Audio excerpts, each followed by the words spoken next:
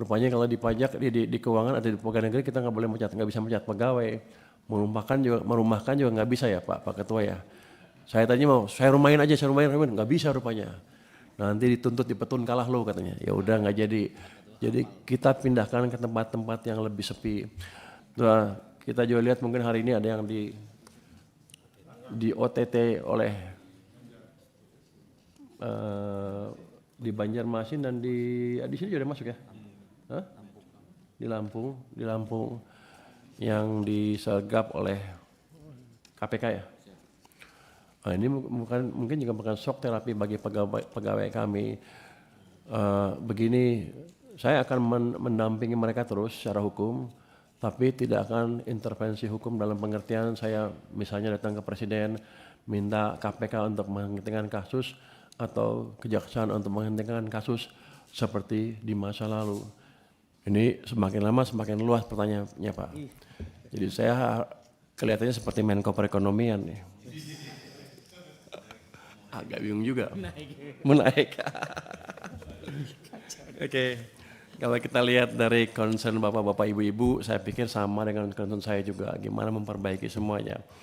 Cuman kalau kita lihat, mungkinkah itu dicapai dengan kondisi yang sekarang? Ini ceteris paribus dengan keadaan yang sama ya, tanpa perubahan macam-macam. Tadi penerimaan pajak Januari kita sudah mencapai berapa? Tumbuh 30,8% dibanding Januari tahun lalu. Let's kita asumsikan sama, kita bisa jaga pertumbuhan itu.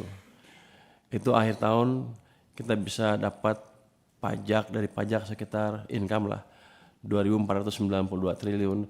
Ini sudah di atas angka 2.357 triliun di APBN 2026. Tapi ini kan pemisahan yang terlalu berlebihan.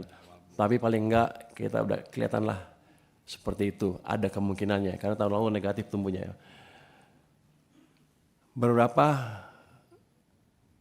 kemungkinan tambahan adalah dari restitusi. Tahun lalu kita jebol berapa? 361 triliun rupiah. Itu naiknya hampir 100 triliun rupiah dibanding tahun 2024.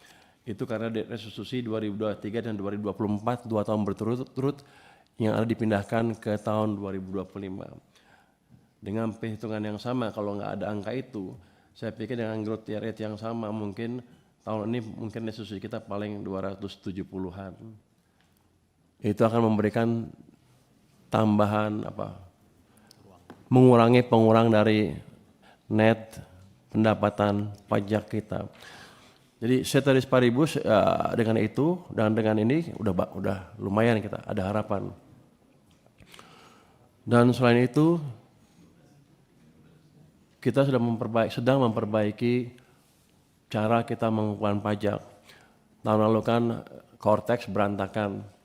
Kita sudah perbaiki tahun ini, harusnya sih udah nggak ada masalah lagi. Ada masalah kecil di sini dan sana, tapi saya pikir sih secara keseluruhan akan lebih baik. Mungkin ada masalah bandwidth, kita akan perluas bandwidthnya sampai dengan bulan Mei tahun ini sehingga kemungkinan gangguan gara-gara bandwidth sudah akan berkurang dengan amat signifikan. Yang berikutnya kami sedang melakukan juga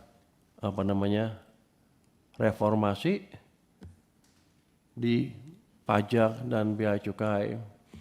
Jadi bea cukai sudah kita umumkan minggu lalu ya Pak Jaka ya.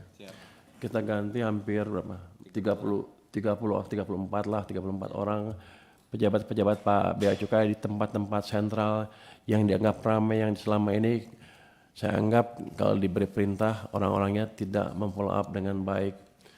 Jadi itu merupakan shock terapi ke teman-teman Bea Cukai yang baru, yang baik-baik, yang di posisi yang baru, yang dianggap gemuk tadi untuk meningkatkan kinerjanya dengan lebih baik lagi. Hal yang sama juga akan kita lakukan ke pajak. Minggu ini kita akan pindahkan mungkin berapa? 50 orang?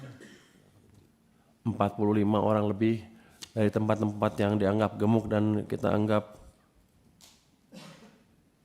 masih melakukan diskusi dengan para wajib pajak tertentu untuk dipindahkan ke tempat-tempat yang lebih sepi.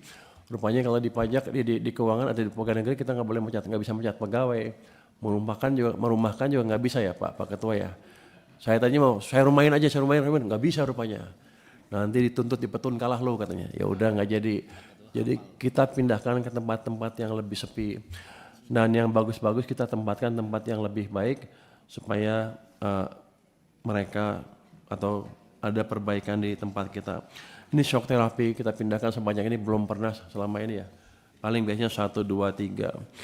Nah, kita juga lihat mungkin hari ini ada yang di OTT oleh di Banjarmasin dan di sini juga ada masuk ya? Hah? Di Lampung yang disergap oleh KPK ya. Nah, ini mungkin juga bukan shock terapi bagi pegawai kami. Begini, saya akan mendampingi mereka terus secara hukum, tapi tidak akan intervensi hukum dalam pengertian saya misalnya datang ke Presiden minta KPK untuk menghentikan kasus atau kejaksaan untuk menghentikan kasus seperti di masa lalu. Jadi saya akan bantu, tapi saya akan biarkan proses hukum berjalan seadil-adilnya. Kalau salah ya bersalah, tapi kalau enggak ya jangan di-abuse gitu kira-kira. Tapi kita tidak akan melakukan intervensi hukum. Untuk tadi Pak Misbakun, ini kita jawab umum ya. Strategi restitusi, memang saya pikir restitusi kita kegedean tuh, banyak aneh-aneh ya tuh. Kadang-kadang juga produsen menaikkan cost of COGS-nya terlalu tinggi sehingga marginnya kecil sekali mereka. Padahal di ininya untungnya besar. Ini saya akan pelajari gimana restitusinya. Tahun lalu ketika saya masuk ke pajak, ke keuangan, kita keluarin berapa tadi? 361 triliun. Saya mau berhentiin. Oke, restitusi saya berhentiin karena kita concern dengan pendapatan dari pajak dan ekonomi yang melambat waktu itu.